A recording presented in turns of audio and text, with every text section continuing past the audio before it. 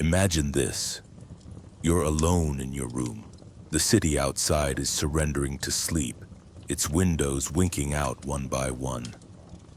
Beyond those walls, everyone drifts into ordinary dreams, their heads pressed into pillows, secure in the stories they were taught. But you're holding something that refuses to let the past rest. A map etched by hands you'll never know, drawing a world that shouldn't exist. Tonight we venture into the forbidden corners of history, into the places where ink becomes evidence and where evidence becomes threat. This is Mysteries of Ancient Maps That Were Meant to Stay Hidden. Chapter 1. The Map That Should Not Exist, Piri Reis and the Ice-Free Antarctica.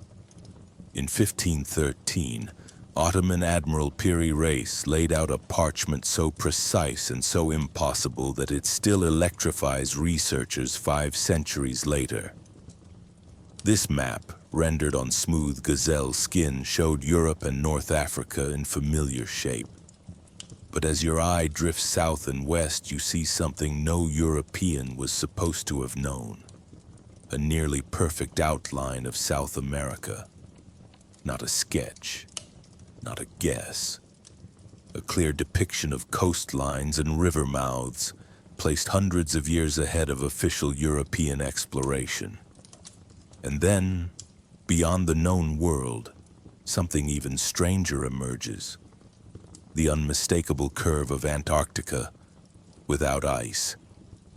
When the U.S. Navy Hydrographic Office analyzed the map in the 20th century, they concluded the depiction matched the subglacial coastline, discovered only by modern seismic surveys. How could this knowledge have survived from the Ice Age to the Ottoman Empire? Piri Reis himself admitted he hadn't traveled that far. He compiled his chart from 20 older sources, some rumored to have been saved from the ruins of Alexandria, others allegedly inherited from ancient Greek seafarers. But here's the strangest detail of all. He claimed some charts were drawn in the days of Alexander the Great. Consider what that means. This map could be a palimpsest of knowledge reaching back 2,000 years or more. It asks an impossible question. Did an unknown civilization chart the world before the rise of Rome, and then disappear into legend? Chapter 2.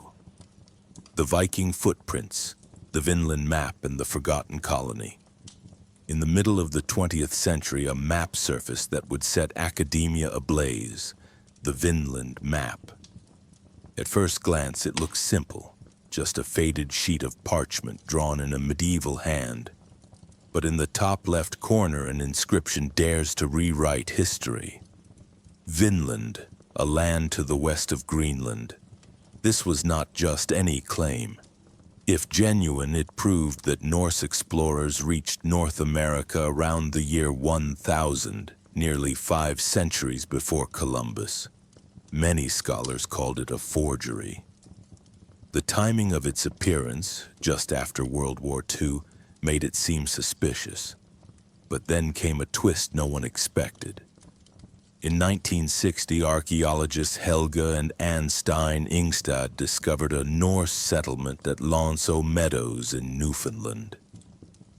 The sagas were true. Vikings had built houses, forged iron, and wintered on the shores of the New World. This discovery didn't settle the argument over the map's authenticity, but it obliterated the myth that Columbus was the first European to see America. Even today, chemical tests of the ink yield contradictory results. Some say the map contains modern anatase. Others say it was a natural contaminant in medieval pigments. And here's the weirdest footnote.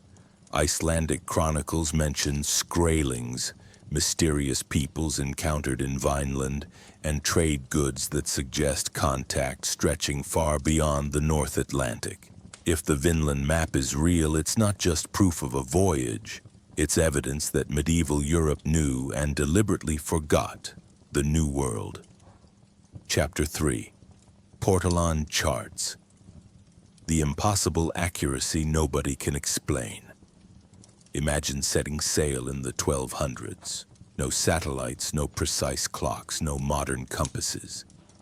And yet suddenly mariners across the Mediterranean were using maps of astonishing precision. Portolan charts.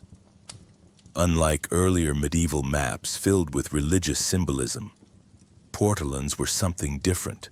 Clinical, mathematical, eerily modern. They showed coastlines as accurately as a modern nautical chart. Their lines of bearing, called rhumb lines, intersected like the spokes of a wheel, guiding sailors with uncanny reliability. But here's the mystery: these charts appear fully formed. There is no record of their development, no primitive ancestors, no gradual learning curve. One generation of map makers drew crude symbolic mappae mundi, and the next was producing instruments that could have guided explorers across oceans.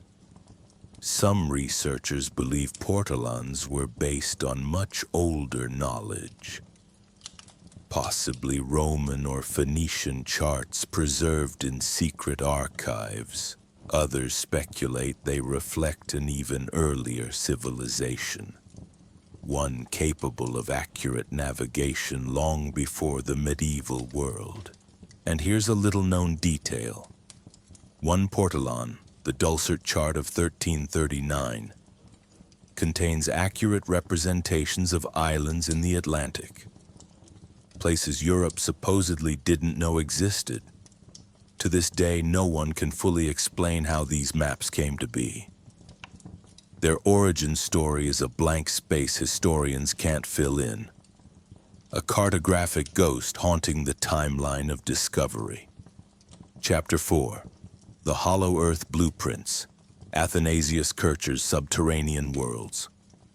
In the 17th century, Jesuit polymath Athanasius Kircher published a series of books blending science, theology, and myth. Among them was an atlas of the earth, inside and out. Kircher's maps didn't stop at coastlines. He drew intricate diagrams of vast underground rivers, labyrinthine caverns, and colossal hollow chambers that supposedly connected continents. Even more provocative, he depicted entrances to these inner worlds at the poles, features that would later inspire the hollow earth theories so beloved by novelists and occultists. Most historians dismiss these drawings as allegory, symbolic representations of Earth's hidden forces. But here's the unsettling part. Modern explorers have discovered underground systems so vast they strain belief. In China, the Erwangdong cave is so big it contains its own weather system. In Vietnam, Son Doong could hold an entire skyscraper.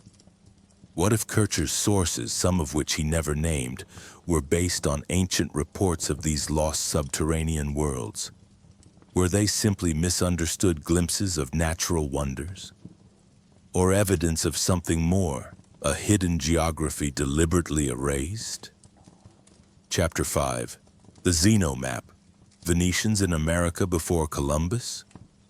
In 1558, Venetian nobleman Niccolo Zeno published a map claiming his ancestors had explored the North Atlantic in the 1380s. Charting Greenland, Iceland, and islands no other European charts recorded.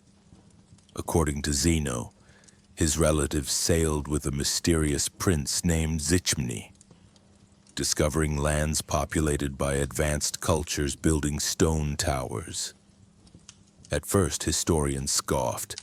The ZnO Map was too detailed, too specific. Surely it was fabricated to bolster Venetian prestige. But then came evidence that was harder to dismiss. Later explorers reported finding features matching Zeno's charts. Shoals, reefs, and coastlines uncannily accurate centuries later. And here's the strangest twist. Some of the islands described in the ZnO Map later vanished beneath the sea. Did they sink in seismic events? Or were they mistakes, echoes of older legends that had crept into the narrative? Either way, if the ZnO Map is authentic, it means Venice reached the New World decades before Columbus and chose silence over fame. Because in the race for trade dominance, knowledge was the most dangerous treasure of all. Chapter 6. The Ebstorf Map, a giant canvas of myth and secret knowledge. Imagine stepping into a cathedral-sized hall, the walls flickering with candlelight, and before you, a map so vast you have to circle it like a planet. Created in the 13th century, the Ebstorf Map was the largest known medieval mappa mundi, over 3.5 meters in diameter. At its center stood Jerusalem, the heart of the world. From there, continents sprawled outward, blending the known and the unknown in a single, astonishing vision. This wasn't just a chart of geography, it was a tapestry of myth, scripture, and rumor. In the east, paradise bloomed, guarded by angels. Along the margins, monstrous races waited, dog-headed cynocephaly, men with faces in their chests, tribes who lived without fire. Real cities and fantastical kingdoms lay side by side. But hidden among the symbols were details that shouldn't have existed. Some rivers and mountains seem derived from ancient sources we can no longer identify. Certain islands appear with a precision that suggests real navigational knowledge. Knowledge out of place in an age when most maps were theological statements. During World War II, the Ebstorf Map was destroyed by an air raid. Today, only photographs and partial tracings remain. If there were secrets embedded in its labyrinth of ink, they were burned to ash that night, perhaps intentionally, perhaps by accident. And so we are left to wonder, was the Ebstorf Map simply a medieval curiosity, or a last fragile link to a body of knowledge now lost beyond recovery? Chapter 7. The Tallame Maps. Rome's legacy of lost exploration.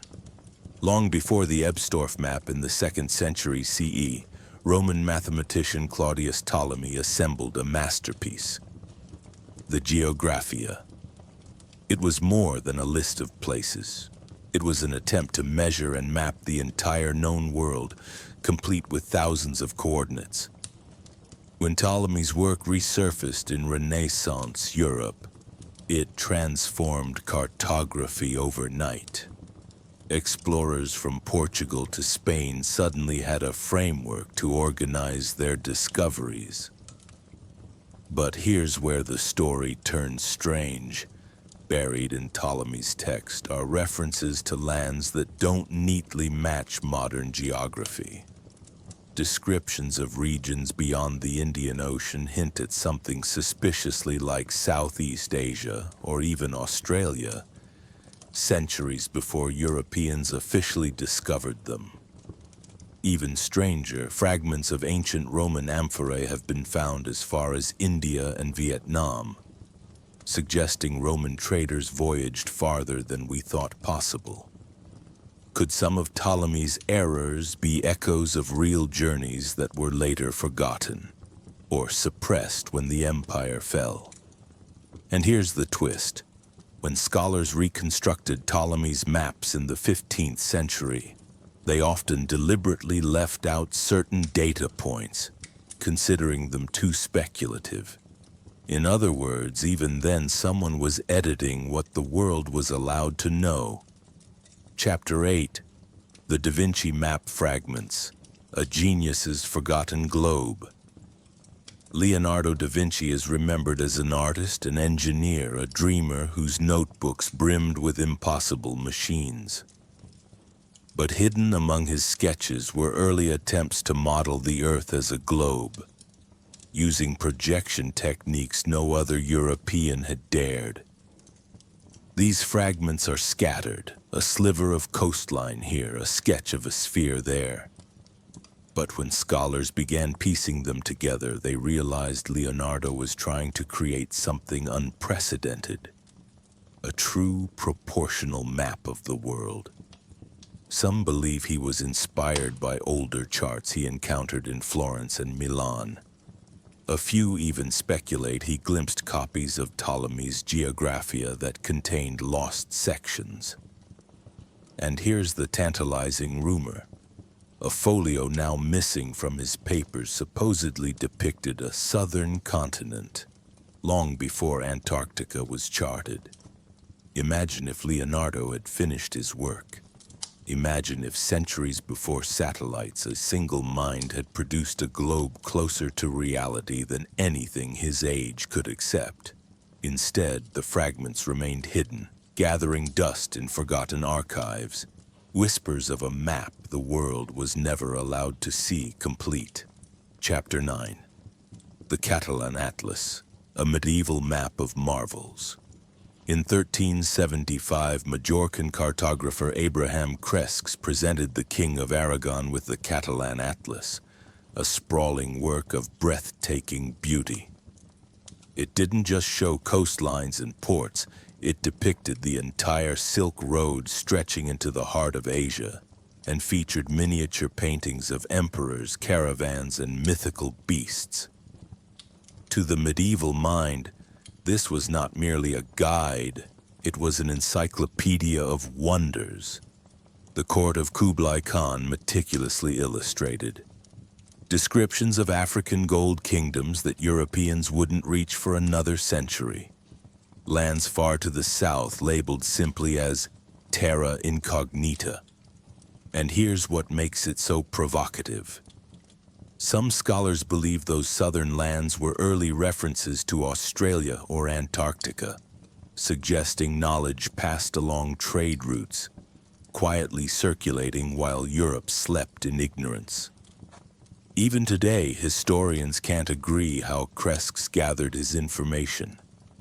Was it from Venetian merchants, from Muslim scholars in North Africa, or from older, now lost documents carried across deserts and oceans? The Catalan Atlas asks a question that has no comfortable answer. How much did the medieval world truly know, and why did so much of that knowledge vanish? Chapter 10. The burning of the library and the day the world forgot itself. At the heart of all these mysteries lies the greatest loss in human history. The destruction of the Library of Alexandria. By some estimates, it held more than 500,000 scrolls, records of science, mathematics, and geography gathered from every corner of the known world. Among them were said to be navigational charts so detailed they defied belief, accounts of voyages around Africa and perhaps even across the Atlantic, reports of lands beyond the edge of Greek maps. But in a handful of fires, whether accidental or deliberate, those scrolls turned to ash. Most of what we call lost history began in those flames, and yet, like sparks drifting on the wind, small pieces survived. A reference here, a partial map there, a rumor whispered by sailors who claimed to have seen coastlines no one else believed in. Perhaps the strangest fact of all. As late as the Roman Empire, scholars like Strabo insisted the world was far larger than most people assumed, and hinted at unknown continents waiting to be discovered. What secrets died in the fire? Maybe the more important question is, what secrets still linger hidden in forgotten libraries waiting to be rediscovered? As you lie back against your pillows tonight, the quiet darkness pressing in, remember this. These ancient maps, burned, hidden, ridiculed, are more than relics. They are reminders that history is a puzzle with missing pieces. No matter how many times knowledge is suppressed, no matter how many libraries are lost, human beings will always feel the pull of the horizon. So the next time you unfold a map, whether it's a glowing app on you, The lines you trace may be older, stranger, and more wondrous than you ever imagined. Thank you for watching. If you felt that thrill of discovery, if you believe the past still has secrets waiting in the dark, like this video, subscribe to the channel and share it with someone whose curiosity never sleeps. Until next time, keep exploring and never stop searching for the stories that refuse to stay buried.